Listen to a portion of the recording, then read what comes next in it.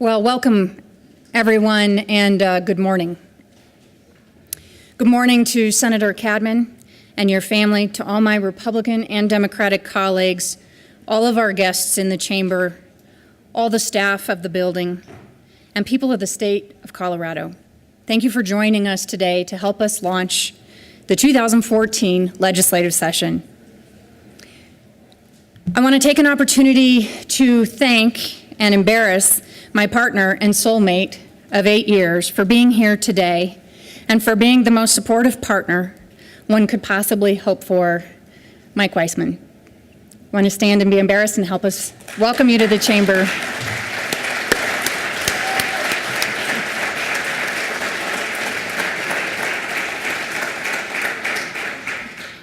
You can see his modesty makes up for my lack of it. So,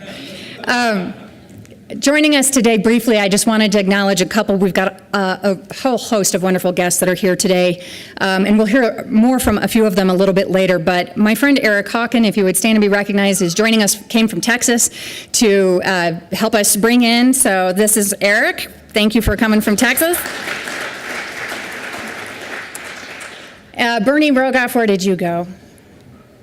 Bernie Rogoff, thank you very much for joining us this morning. Fellow Auroran, thank you for being here. And I'll introduce a little bit later longtime friend of mine, Darren Roth, and his 2 nephews, and so I'll save your embarrassment for a little bit later. So I think it's appropriate to start off by contemplating unity for this session.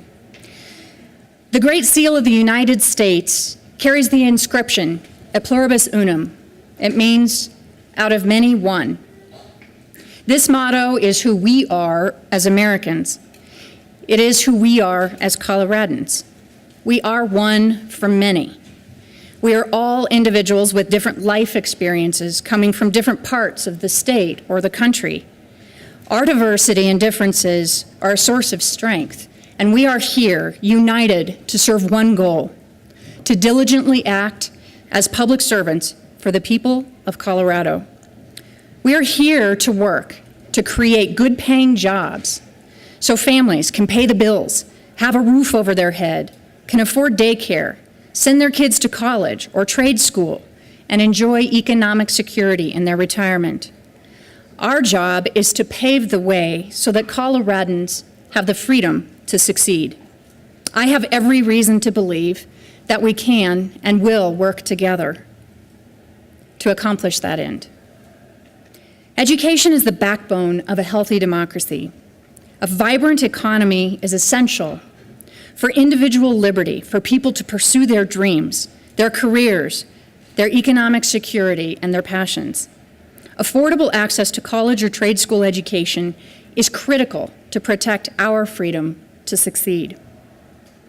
Education has always been somewhat of a religion in my family because they have all had to fight for the education they received. They saved for it. They sacrificed for it. They cherished it.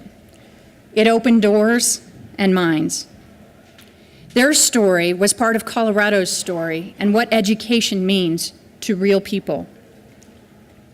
My grandfather, Earl Carroll, left his home as a young man in Illinois to come to Colorado, at the time to work on the railroad and as a ranch hand in Craig, Colorado.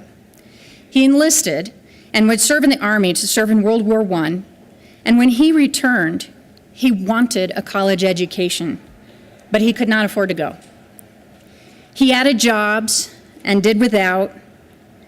He described familiar hunger pains in great detail as he literally would go hungry to help save money so that he could get a college education.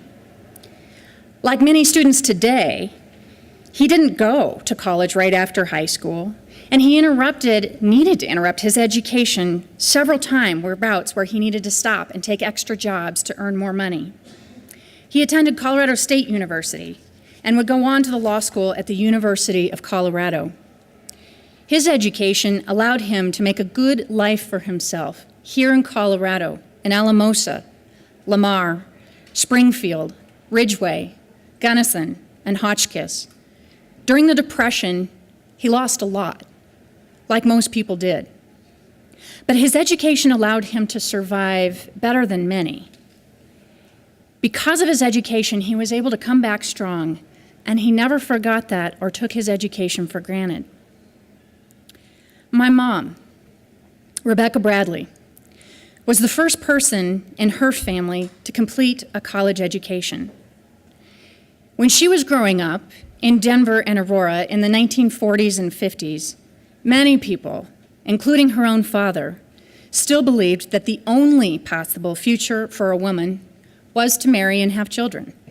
And while that might have been a good choice for some, for her, this was a terrifying proposition.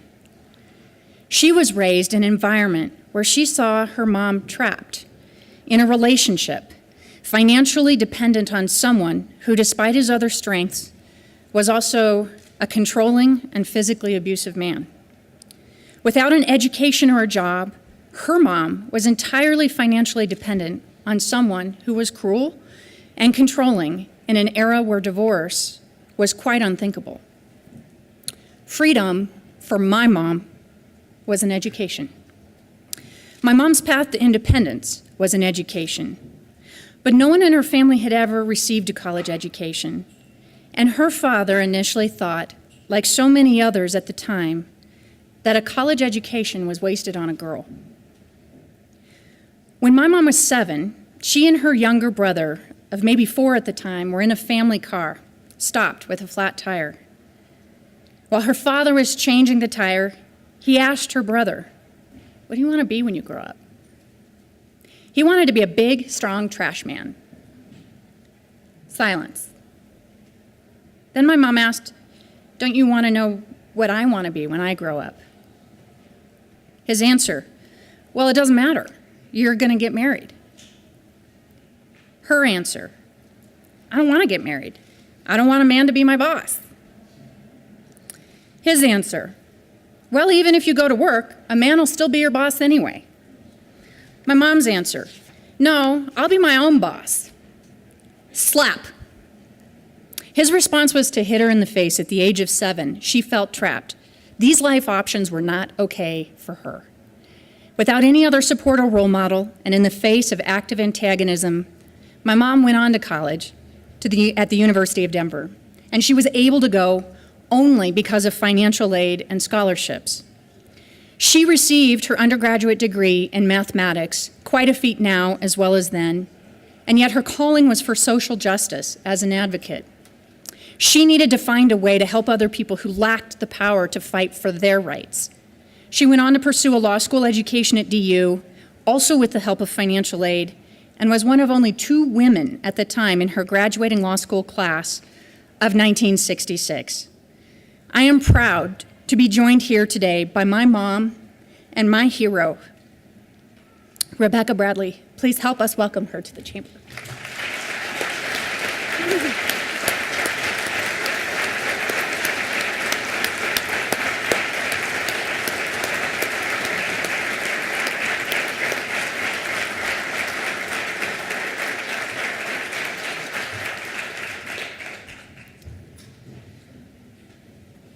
While I too didn't have the money to go to college and didn't really go right away after high school and also needed to work throughout college, the choices my parents and grandparents made to pursue a higher education opened doors for me. I worked 2, then 3 jobs after high school to save for college, but in the end, I still could not have gone to college without financial aid either. I began at the Community College of Denver, transferred to CU Denver, and completed my law degree locally here at CU. This allowed me to practice law with my mother. To this date, we are still the only mother-daughter law firm I have encountered, but I hope there are many more to come.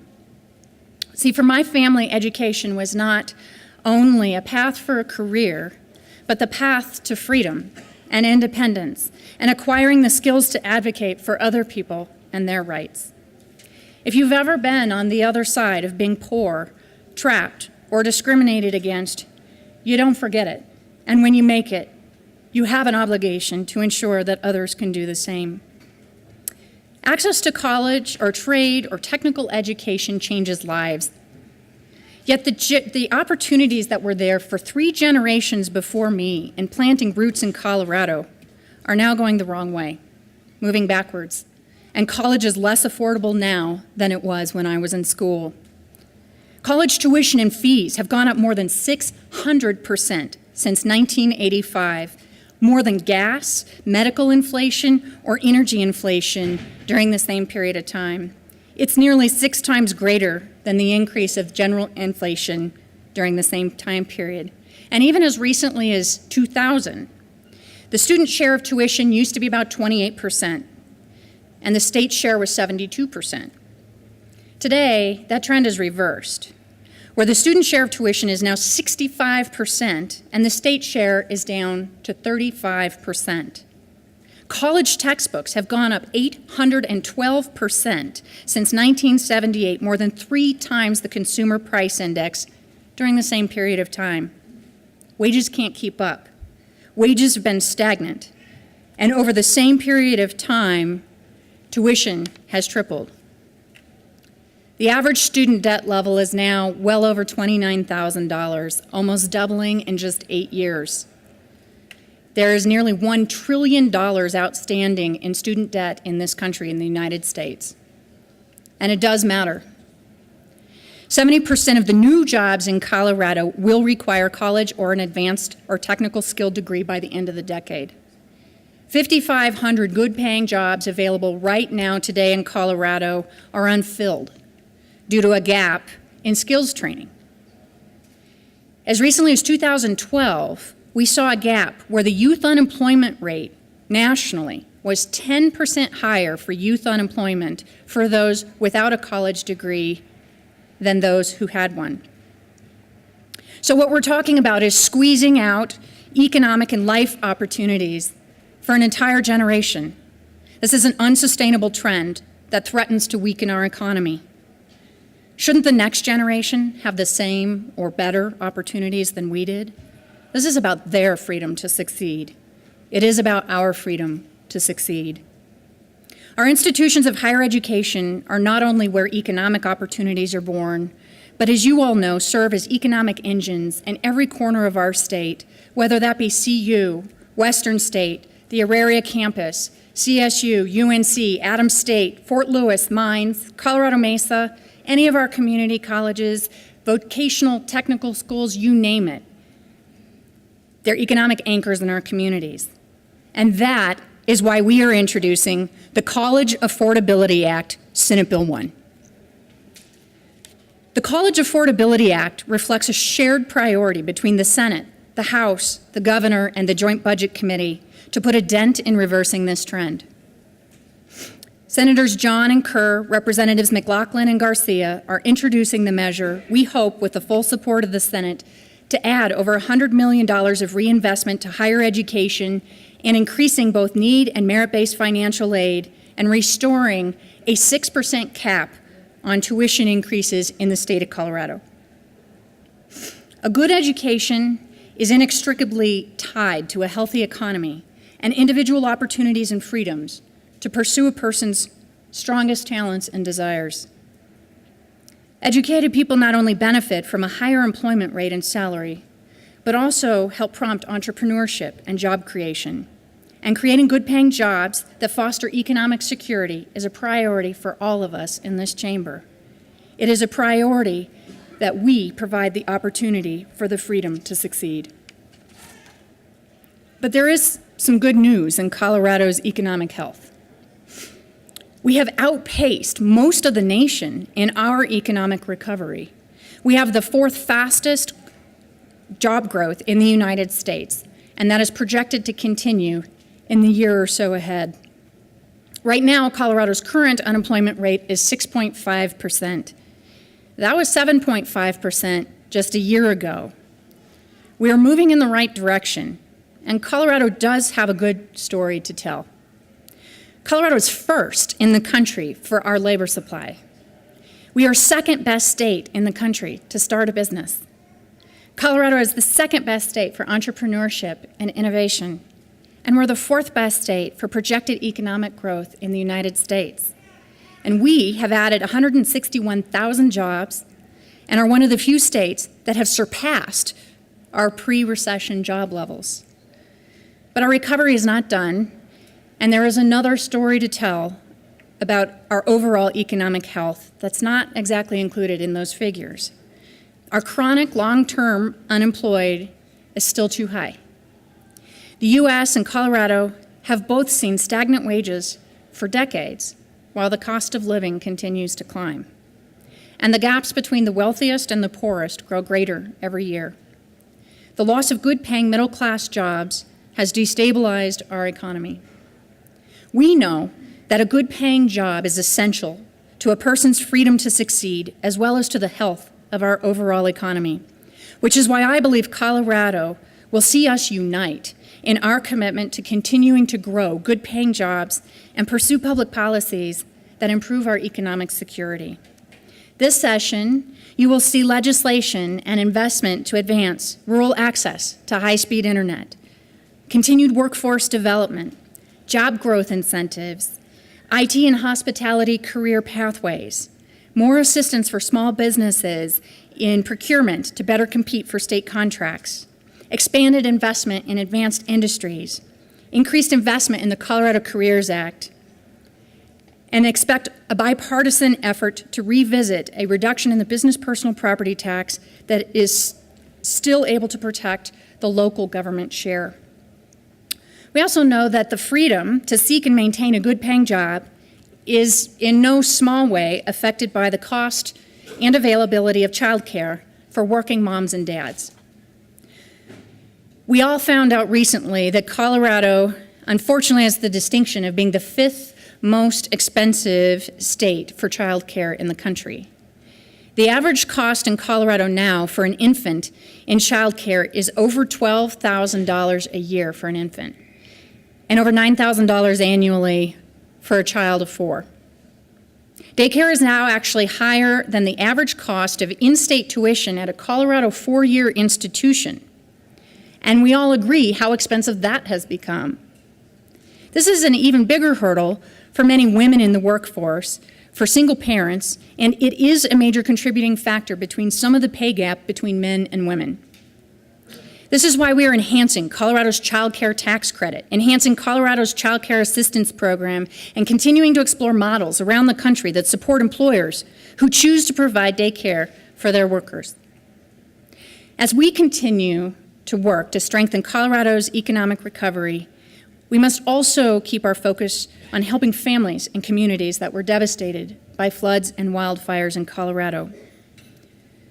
Colorado was hit by a once-in-a-100-year flood, we hope no more, in September that killed at least 8 people, damaged or destroyed 2,000 homes, washed out hundreds of miles of road, completely cut off some communities, damaged nearly 2,000 square miles, shut down 1,900 oil and gas wells, strained wastewater systems, electrical systems, phone systems, schools, and businesses.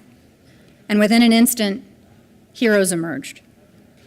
The first responders were swift, courageous, and exceptional throughout the floods. They saved a 23-year-old young mother, Erin Brazil, from drowning as she was trapped in her car. Her 3-year-old daughter, Autumn, still has a mother because of our first responders. Neighbors helped Carmen Aranda dig out of her driveway so she could still transport her disabled son. And strangers pitched in without name, credit, or recognition. The Boulder Mudslingers organized quickly to offer people power to step in where needed for people they often had never even met. Families set up the Donna Roon Fund when her driveway washed away and left her home stranded as an island. During these tragic and difficult events for the floods in Colorado, we saw parents, children, and siblings who were separated and sometimes without the ability to even communicate with each other to know they were safe. Everyone impacted who survived hugged their children and loved ones a little tighter. We are joined today by Parker and Bodie Johnson and other families who are victims of the recent flood. And at this time, I would like to ask you to stand, and all of you who have been affected by the flood, please stand and let us welcome you to the chamber.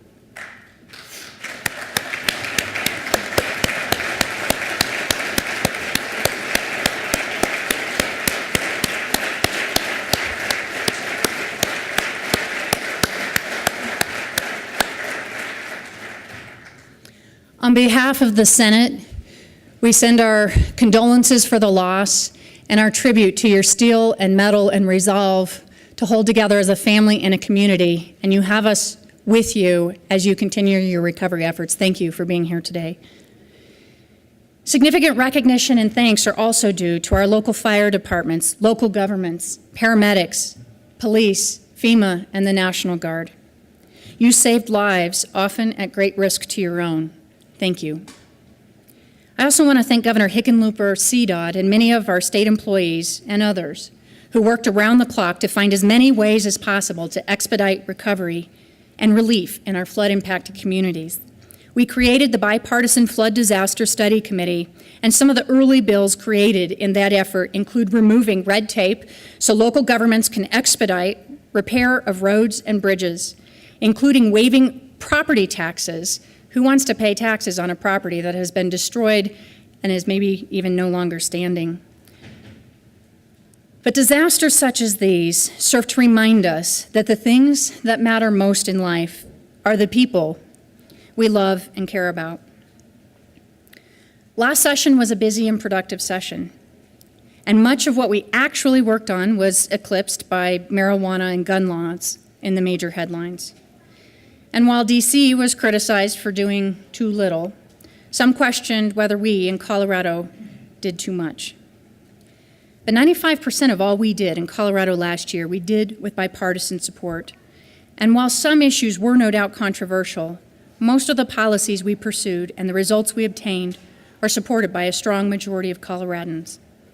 I want to thank you specifically for the passage of civil unions and tell you why its passage is so important to me. I met my friend Darren in 1997 in my first year of law school. We hit it off immediately. We bonded over the tyranny of law school, over an abidingly irreverent sense of humor, and soon after, not long, I would meet Darren's partner, his life mate and soulmate, David Riffle, and the three of us were fast friends and no doubt a trio of trouble. David, however, was diagnosed on Valentine's Day, February 14th, 2012, with an aggressive form of cancer, and he fought like a lion. David and Darren watched the 2012 session with great hope and interest because after 16 years together, they wanted more than anything to enter a civil union. And while they could recognize their relationship with some measure of equal rights in another state, it was important to them both that they be able to do so in their home state of Colorado. But civil unions didn't pass that year. David's health took a turn for the worse. He was in and out of hospitals for chemotherapy and related infections common for people suffering from blood cancers. Last year, with the bipartisan support, we finally passed civil unions, and it was signed into law by Governor Hickenlooper on March 21st, 2013. David and Darren were planning on being there. They wanted to be there, but David was in the hospital and too sick to attend. Governor Hickenlooper saved him a pen, one of the ones that was used in the signing of the civil unions law, and that historic pen was brought to David in the hospital. I wish you could have been there to see what that signing pen meant to David and Darren. The first civil union ceremonies were scheduled to begin on midnight on May 1st, 2013. But on April 26th, just 5 days before, Darren lost the love of his life to cancer, and David died. It was too late for David and Darren to enter a civil union in Colorado, but it's not too late for others. Sometimes, as Martin Luther King indicated, justice delayed really is justice denied. I'm really proud to let you know that Darren is here. I was going to say David. Maybe David's with us in the chamber too. Darren is here with us today with Darren and David's nephews, Pearson and Nathan Henry. Please join me in welcoming them to the chamber.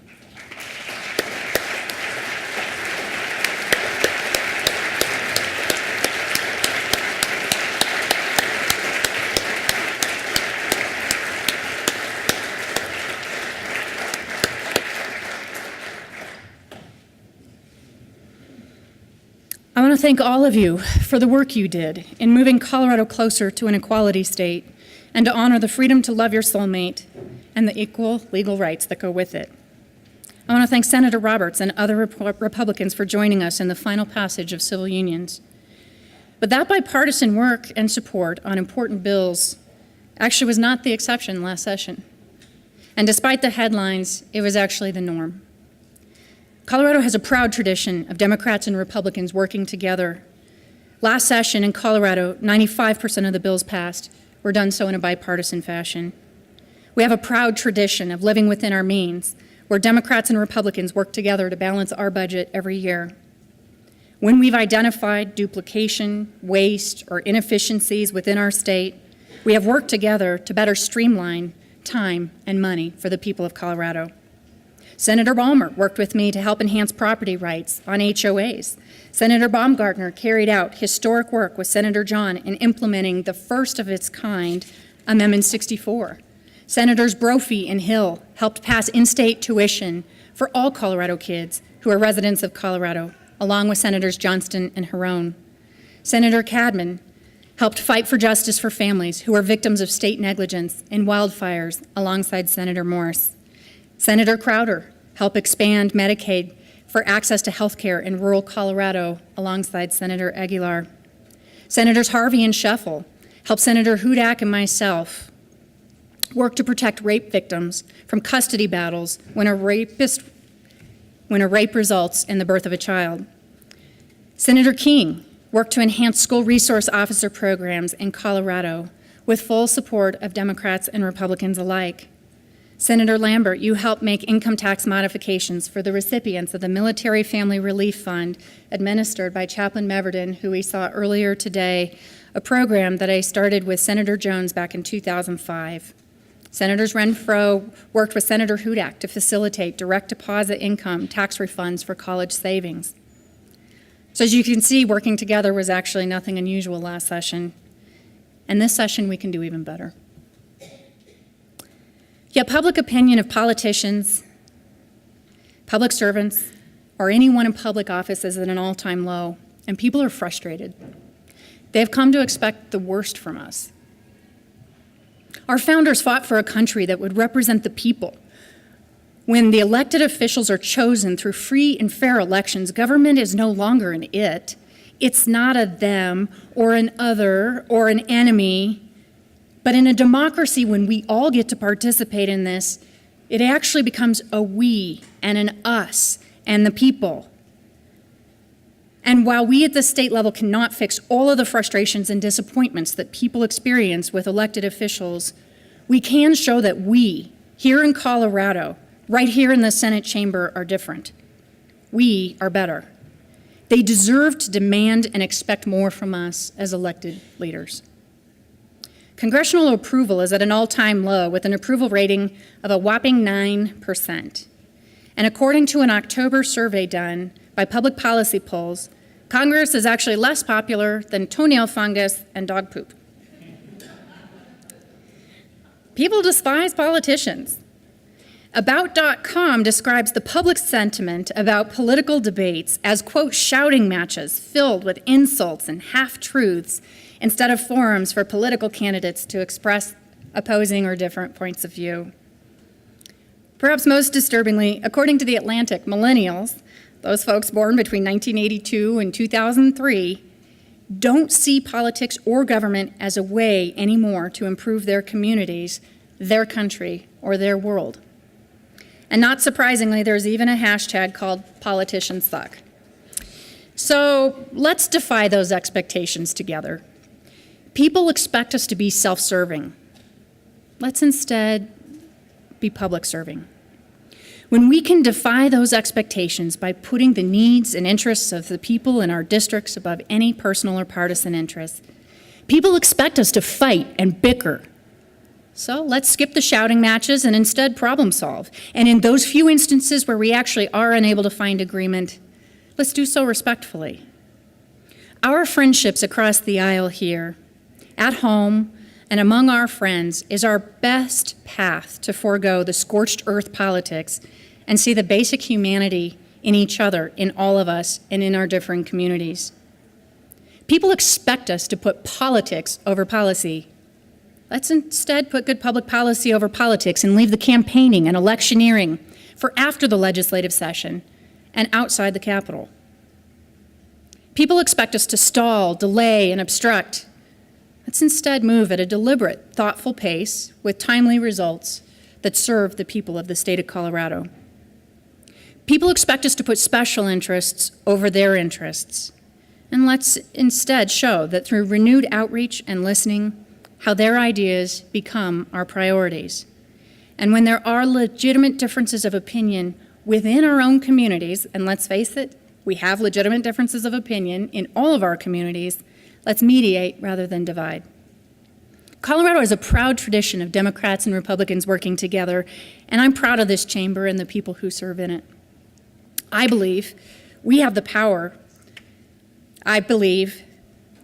power to help empower people, and I believe in the power of people to shape and impact this process.